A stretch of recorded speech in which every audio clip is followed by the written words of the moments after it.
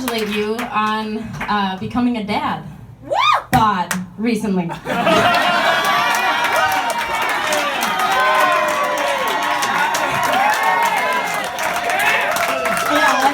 actually wondered if Jamie has fathered some illegitimate children. Not just because he's happy to stick it in whatever hole he finds, but because an ass that flat and a stomach that poochy is not just given to you, it has to be earned. Bastard Jamie twins it's kind of a scary thought for Jamie probably. But those kids would be fine. Their genetics are blessing them with 50% of the biggest ego that I've ever met. They would have blood coursing through them with the unfounded confidence that allows their biological father to stand on stage wearing woven leather loafers and dance like this. And still believe the women are going to come home with him at the end of the night. They don't.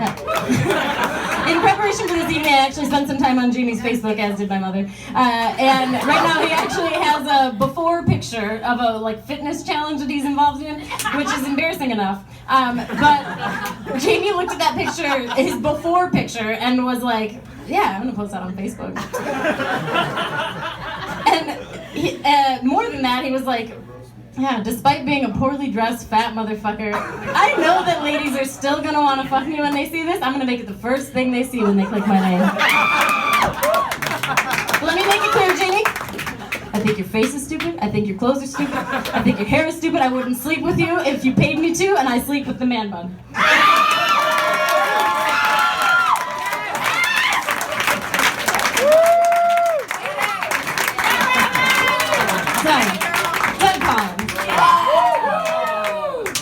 You're looking dapper tonight.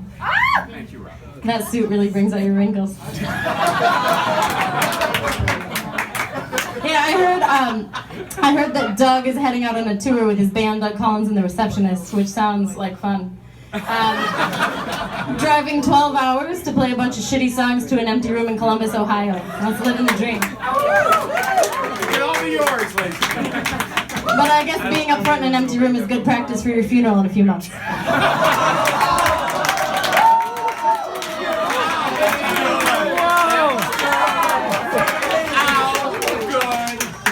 Ouch. I haven't seen much of Doug recently.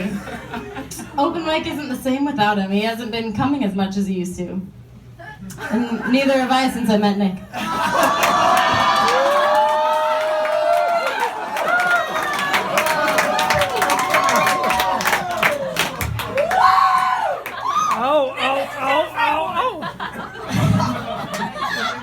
You know, when I wear my hair up, a lot of people make fun of me and Nick for having the same hairdo. But not nearly enough of you make fun of us for having the same cup size.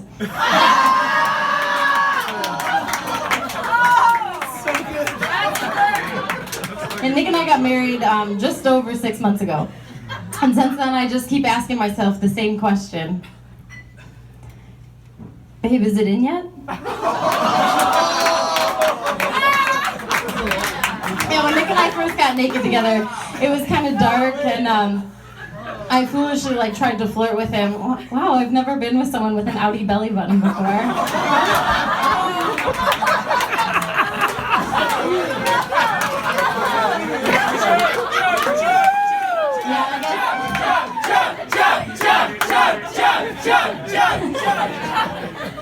I guess none of you have asked yourself what the tuba was compensating for.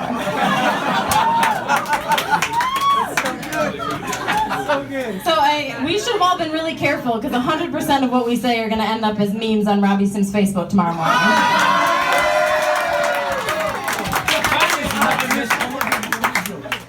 Yeah, I estimate that about 40-ish% of what Robbie posts on Facebook is actually funny, which is actually the percentage of women on Tinder that Robbie has duped into sleeping with him. Like Doug, Robbie hasn't played much at open mic recently, and in that way, Robbie is a lot like a condom. He feels good to have around, but it feels way better without him.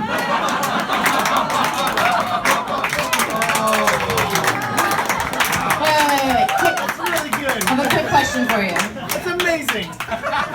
What's the difference between Robbie Sims' songwriting and his Tinder dates? What? His song Suck Dick.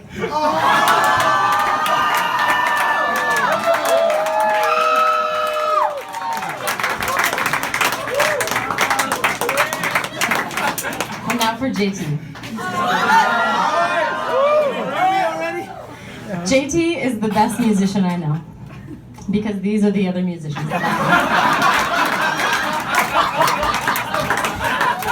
know. Being JT's younger sister, I very early got used to living in the shadow of our older brother Brendan.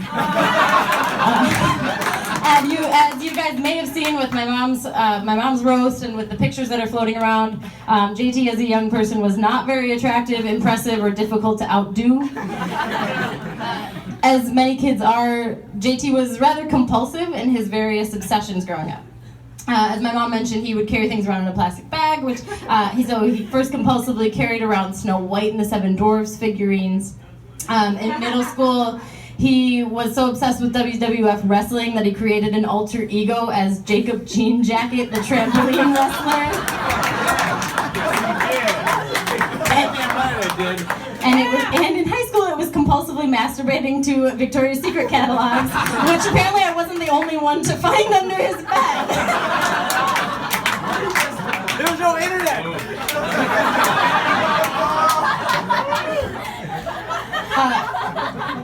JT was an absolute shitbag in his teenage years.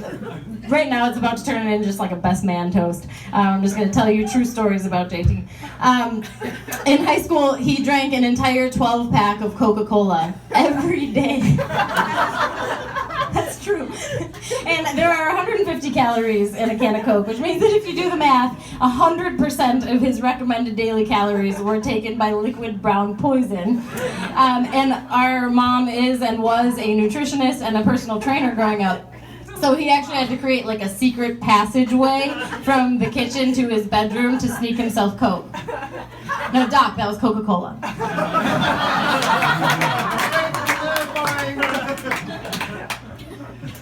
So eating with JT is like eating with a hyperactive 4-year-old. You go in with high hopes, thinking it's gonna be fun, and about 5 minutes in, you feel overwhelmed, exasperated, and thanking God that his mom, Bonnie, is gonna pick him up at the end of the night.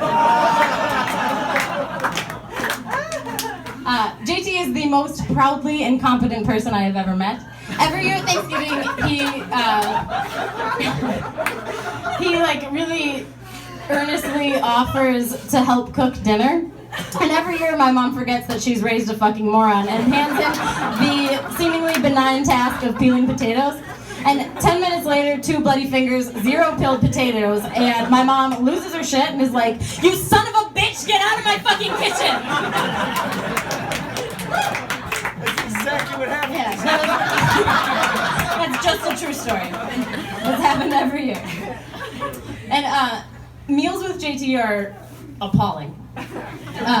You will be 2 bites into your meal and JT will be finished, somehow having never touched any portion of his silverware, the napkin. He'll have bit 2 of his fingers, and he'll have spilled at least 10% of his meal and yours on his lap, your lap, the floor, and he will then meticulously and loudly lick all 10 of his fingers.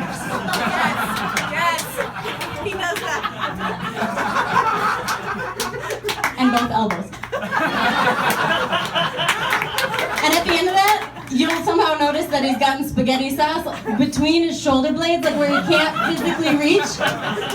You're like, Jesus Christ, JT, how did you do that? And he will just infuriatingly, unembarrassed say, "Work ethic."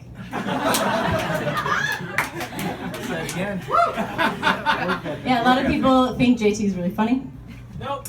At the top of that list is JT Viele. JT's favorite pastime is quoting movies that you've never seen, explaining to you why it's funny, and then laughing heartily at his own joke.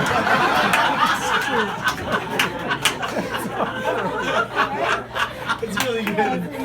That's really good. It is funny though. So I know that JT and I look alike, but something that we don't share is that when he concentrates too hard, he tightens his mouth into this tiny puckered hole, and he makes what his friends and family affectionately call his anus face, and I can imitate it pretty well. It looks like this. But JT, you shouldn't think too hard, because Jamie's gonna want to stick his dick in your mouth.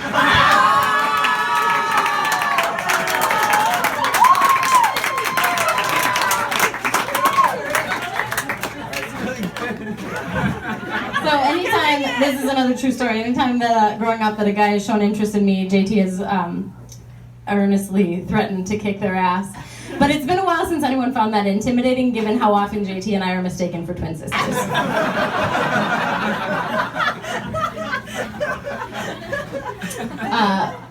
In all seriousness, JT's taught me a lot over the years. He was the first person to let me drive their car. He taught me everything that I know about guitar. And he's taught me that it's possible to make people really uncomfortable just by the way you hold your beer.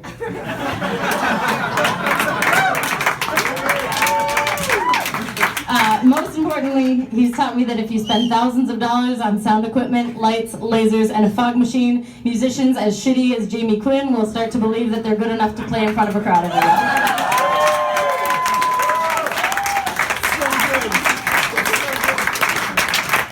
In all honesty, being a part of this community has been more instrumental, pun intended for your benefit, more instrumental in my growth than any formal education I've had, including your shitty guitar lessons. You've taken this room from the place that people go when they're on the patio thinking they're trying to find the bathroom to the best music venue in Minneapolis. It's an honor to be your sister, JT. Your quirks, your puns, your terrible jokes never fail to make me laugh. And writing mean things about you actually almost had me in tears a couple times, which Nick can attest to. I hope you never learn how to peel potatoes or learn how to cook anything besides chilaquiles. I hope you always try on 100% of the clothes you are gifted for Christmas simultaneously. I hope that you never get that suit tailored and always complain about how poorly it fits you. And I hope that you always are on the upswing of your capo pendulum. Have I told you about the pendulum? No, you have. Yeah. That's an inside joke. Happy birthday, brother, I love you. Without further ado, I offer you the chance to negate all of the nice things I just said. Ladies and gentlemen, the birthday boy himself, my brother, JT Viele.